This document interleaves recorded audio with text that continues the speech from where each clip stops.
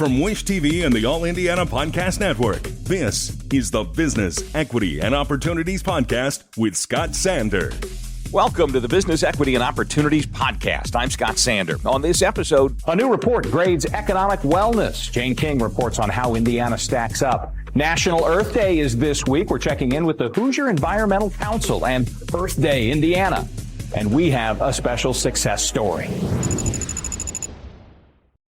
Every business is unique and has a target audience. If you own or manage a business, Circulus Digital Media can help you connect and grow your customer base with turnkey digital solutions that are nimble, offering best-in-class results, service, and support to reach a bigger customer base, allowing you to pinpoint a specific audience down to the smallest details. Get outside the city, the state, span the globe. Put Circulus Digital Media to work for you. Get started now at circulusdigital.com. That's circulusdigital.com. The holidays are all about sharing with family. Meals, couches, stories, Grandma's secret pecan pie recipe. And now you can also share a cart with Instacart Family Carts. Everyone can add what they want to one group cart from wherever they are. So you don't have to go from room to room to find out who wants cranberry sauce, or whether you should get mini marshmallows for the yams, or collecting votes for sugar cookies versus shortbread.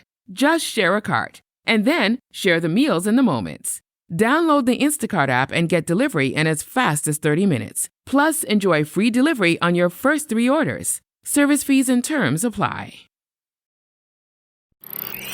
It is time for our monthly check-in with Jane King to find out how Indiana is doing from a worldwide perspective. Her office, the global electronic marketplace, the NASDAQ. This is Business, Equity, and Opportunities. Access to capital. The rankings of rich states versus poor states is out, gauging economic wellness and competitiveness. It's from the American Legislative Exchange Council. Indiana ranks number 5 on the list. Indiana was noted for estate tax laws and being a right-to-work state. Meanwhile, Indiana has seen a 19-cent per gallon increase in the price of gas. It was the largest in the nation. That's from February to March. Economists say one reason Indiana gas prices had such a big jump was the eclipse, as hundreds of thousands of visitors came to the state to see the event, driving up demand for gas. The most expensive gas in the state is in the Gary LaPorte area, $3.82 a gallon. Well, small business optimism fell to an 11-year low. Small business optimism, according to the National Federation of Independent Businesses, says that small businesses aren't feeling especially positive about their future, as labor and other costs weigh on the bottom line. About a quarter of business owners in the survey said inflation is their single most important operating problem. Well, after more than a year in the works, Roche and Eli Lilly have taken a step closer to delivering their blood test designed to aid in the diagnosis of earlier cases of Alzheimer's disease. The FDA has granted their work a breakthrough designation to help accelerate its development.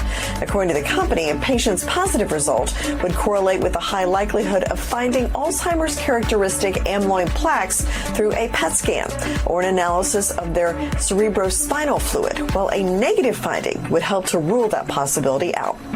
Purdue is breaking ground on what's going to be the biggest dorm on campus. The building will be put on the south side of Hillenbrand Hall and is set to be Purdue's largest residence hall, adding 900 beds to campus. Purdue leadership says the main concern at this point is to take care of every student who wants to live on campus. Purdue President Meng Chiang says the dorm is yet to be named and it will be complete in 2026. Meanwhile, according to a study conducted by Dr. Michael Hicks from the Miller College of Business at Ball State, Caitlin Clark's addition to the Fever roster would be expected to bring in an estimated 26,000 more fans to Fever games throughout the season, at least 10,000 of whom would be coming from outside the region and would spend money in hotels, restaurants, and other entertainment venues during their stay. Well, Indiana was found to be in the middle of states for environmental consciousness. A new study commissioned by Avocado Green Mattress and conducted by One Poll ahead of Earth Day. The survey found what it means for respondents to be environmentally conscious and how that's impacted their lives. How being conscious affects respondents on a day-to-day level. Almost a fifth said worries about the environment keep them up at night. Of respondents who lost sleep due to worries about the environment, the average person misses out on about 3 hours of sleep per week. And buyers are getting a break on used cars. According to Cars Commerce March Industry Insights report, the used car market supply increased over last year, with average prices hitting a 32-month low of $28,000. Additionally, about 70% of dealers feel inventory levels are are just right at the moment. And tech stocks may have led the rally on Wall Street this year, but Goldman Sachs Asset Management is ready to take its profits from tech and run. The firm believes tech stocks will come under pressure and is eyeing investments in energy and Japanese companies. For example, Goldman says oil and gas companies are up 16% this year compared to 11% for tech. Elsewhere, as energy demand surges nationwide, utilities and developers are planning for a rise in new power plants. However, very few of them may run on fossil fuels. Bloomberg reports some 80% of proposed capacity is solar plus batteries. Only 3% of proposed power plants would run on natural gas or coal. Power demand is being driven by data centers incorporating AI and also electric vehicles. From the NASDAQ market site, I'm Jane King. This is Business Equity and Opportunities. Tomorrow is Earth Day. It was established back in 1970 to raise awareness about environmental issues. We talked with Sam Carpenter, Executive Director of the Hoosier Environmental Council, to find out the issues Indiana is facing this day. This is Business Equity and Opportunities. This Week in Business. Well, Hoosier Environmental Council is really focused on improving quality of life for Hoosiers through strong environmental policy and practices. So what we do is we have what we call our Green Business Program, and that is businesses that have demonstrated their commitment to sustainable practices, and they're supporting Hoosier Environmental Council, and we're kind of highlighting them as businesses that have done this. What's really important is that small and large businesses are showing leadership on that these issues are important and that they can take action to support a more sustainable environment. So sometimes, and for Indiana to be competitive, so we've invested a lot at our state in terms of attracting business to Indiana. But to really be competitive, we need to have a healthy and place to live with green space and natural places. We also need availability of clean, renewable energy. Businesses want to reduce, they have goals of reducing their greenhouse gas emissions. And it's a challenge to do that in Indiana. There's more solar and wind on a big utility scale level, these big giant developments that provide very much needed energy. On the local level, there's really not much opportunity. So if you want to have solar on your rooftop or in your community, there's not a lot of incentives to do that. And what's going on is there's so much more demand for energy because of these big data centers and AI and electrification of vehicles, that states that have an abundance of clean, renewable energy are going to attract more business development in their state. And right now, that's a challenge for Indiana. So one of the things that we're looking for also is community solar. We're part of a coalition working on behalf of community solar that it sounds too good to be true, but it's really not. If you want to have solar benefit from clean, renewable energy in your community, all you have to do is subscribe. You save 10 to 20% on your utility bill. You don't have to pay for putting solar on your roof. It's just a subscription, and you're buying from an independent developer has created it, and then you get a credit on your bill from the utility. Now, that happens in a number of different states. It doesn't happen in Indiana. It requires legislation to be able to move that forward, and that's one of the things that we're advocating for. There's so many solutions to our challenges that we face on environment, on energy, on climate. There's so many solutions. What we need to do is get the will to be able to act on those and take those. And there's some incumbent and kind of interests that it is change, and change can be difficult. But there are also solutions. And so one of the things that we try to do as the Hoosier Environmental Council is help people understand, appreciate, and move towards those changes that really are solutions for a lot of the challenges that we face. The Hoosier Environmental Council very much feels that, we're all part of this web, this interconnected web with our natural resources, with wildlife, and in our own lives, and to really protect those, making sure that we're making decisions that they're going to be sustainable for future generations is important as well. Indiana has started its first ever climate action plan. This is through federal incentives through the Inflation Reduction Act. Hoosier Environmental Council had a voice in helping to shape that plan. We participated in meetings. We met with the planners. We also encouraged other people to put their voices out as part of that input. What we want to see is more and more people get engaged. People who care about these issues, but maybe that they're not in the forefront or it feels too big. We want to give people ways to get involved. There's so much that you can do, and I would say one thing that you could do is to learn, sign up for our e-news for the Hoosier Environmental Council. Go to our website, and there's so much information, and we're regularly putting things out for people to learn, to get involved, webinars, actions that people can take, that sort of thing. We find out each week that success in business comes in a variety of forms. This is Business, Equity, and Opportunities. Success Story. Success finds many forms and fashions. Sometimes it's a work in progress. To that end, a new friend, Jeremy Yost, is kind enough to join us now to talk about opportunities that are out there for people seeking jobs, specifically former members of the military. This is an opportunity for veterans. Jeremy, thank you. Tell us about the organization you're with and your hopes for this event that you have planned. Appreciate you for having us.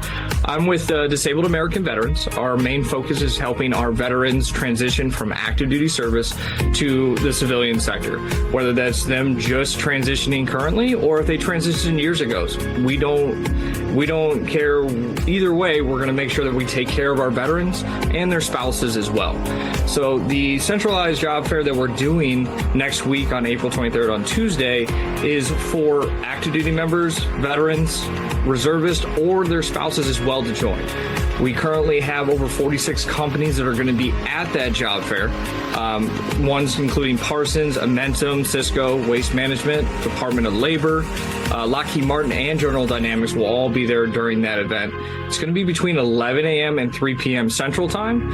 And we have over 250,000 jobs with over 1,600 companies also on the job board. So you can search whether it's at the event or on the website to find your next opportunity and next career. Let's talk about that, because those numbers are so strong, so good, they almost feel a little bit daunting. Like somebody may feel like, I don't have the expertise surely to do this. You've got a pretty broad range out there. And is it fairly easy to do that search to winnow down what might be best for them? Yes, you can just go onto our website. When you go on there, you can search the next closest job fair that you have in person, or like next week, we have one that is virtual. And you can click on those and register for free and be able to see the companies and the jobs that they have available.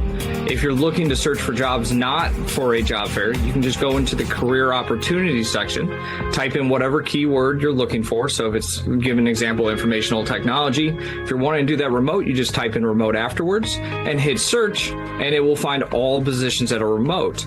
If you're looking for something in person, just put your location. We say zip code's better than city. Prime example, Atlanta has over 20 zip codes. It could be a 2.5 hour drive from where you're at, but if you put your zip code, it's going to go 25 miles around the zip code. Then it will pull up every single job that you're looking for. You'll be able to click on them, look at the information, look at the requirements, any education you need. Some will put salary on there, and then you can click and apply, upload your resume, and it will automatically be sent to the company. In this role, of course, what we're talking about is an opportunity for the disabled American veteran who may be out there looking for this new path. You, though, in setting this up, I'm sure understand the strengths of those folks, the very reasons that maybe our viewers who are prospectively looking to be a business owner someday may be able to say, listen, this is what I bring to the table. With military veterans, they bring a lot of experience, a lot of knowledge, and a lot of attributes that a lot of our civilian sectors don't have immediately during those younger years that you have when in the military. Prime example, when we talk to a lot of the companies that we're working with, one of the major factors that they have is just individuals that are willing to learn and show up to work on time. And that is something that is ingrained in the military immediately day one on how to focus on that and be able to use it as a starting point to move forward in your career.